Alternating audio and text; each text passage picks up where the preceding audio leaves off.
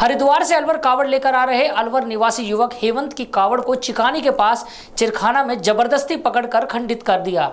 कावड़ को खंडित करने के बाद युवक भागने लगा, लेकिन दूसरे कावड़ियों ने उसे पकड़ लिया। इसके बाद उसकी धुनाई की और पुलिस के हवाले कर दिया।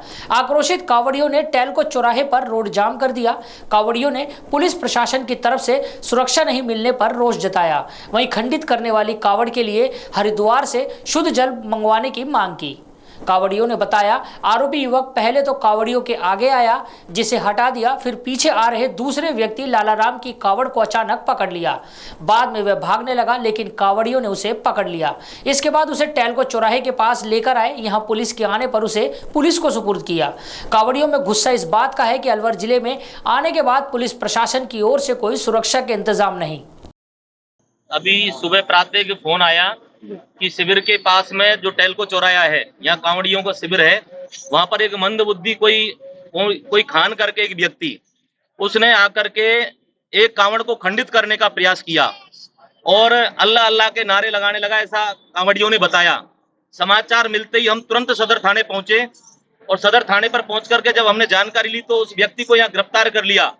हमने प्रशासन के उच्च अधिकारियों से फोन पे वार्ता करके और यहाँ एसएचओ थानेदार साहब से मिलकर के हमने ये कहा है कि इस प्रकार की घटनाक्रम 3 स्टेटों से लोग निकल करके यहाँ आ गए और अलवर में यदि कोई विधर्मी, कोई भी दूसरे धर्म का व्यक्ति हमारी कांवड़ को खंडित करने का प्रयास करेगा तो इसे बर्दाश्त नहीं किया जाएगा। ये मंदबुद्धि है, इसकी जांच की जाए, इसके पीछे कौन लोग हैं, उन पर कठोर कार्रवाई की जाए। अन्यथा कार्रवाई नहीं हुई तो, क्योंकि अभी ये कांवड़ इसमें जल शेष है और ये जल चढ़ाने के बाद यदि कार्रवाई नहीं हुई तो पूरा हिंदू समाज सड़कों पर होगा। अलवर की धरती पर कोई कांवड़ खंडित करे, ऐसा दुस्साहस किसी का बर्दाश्त नहीं किया जाएगा और आगे अगर ऐसी घटना हुई तो उसकी समस्त जिम्मेदारी प्रशासन और सरकार की होगी। देखो, ये नई मामला नहीं है। अगले साल भी जब कावड़ आई थी तो 200 फुट रोड पर इसी मंदबुद्धि ने कावड़ को नष्ट किया था और वहां पर जो एसआई था वो बेचारा निलंबित हो गया। जहां तक हमको ये पता है कि षड्यंत्र पूर्वक हो रहा है। तीन स्टेटों से जब होकर कावड़ निकल रही है, वहां पर फूल बरसा रहे हैं हर समाज के लोग और हमारे अलवर क्षेत्र में एक शांति वातावरण जो माहौल है, इसको जहां तक बिगाड़ा जा रहा है, क्योंकि यहाँ से लेकर के और चिकानी से लेकर वहां तक सारी बिरयानी की दुकानें रोड पे लगी हुई है और बिरयानी खा करके रोड पे वो पत्तलों को फेंक देते हैं और ऐसे असाधारण तत्व जो खड़े हुए बिरयानी खा करके और कावड़ों को नष्ट कर रहे हैं।